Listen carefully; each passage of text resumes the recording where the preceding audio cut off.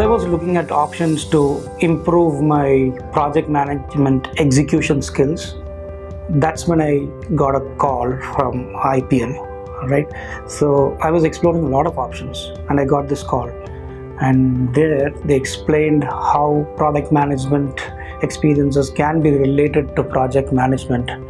And I was convinced about this, or it arose my curiosity, I would say. And that is the reason why I joined this training.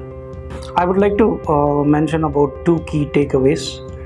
One is about the 5 different values that I've learned, and the second is about personas. So while executing my projects, I find that there is sometimes a discontinuity in the way the things are being managed. So when you look at a project as a product, and what are the steps that you need to ensure that the whole process is in place and you keep the ship afloat and the crew. And that is what I learned from this training.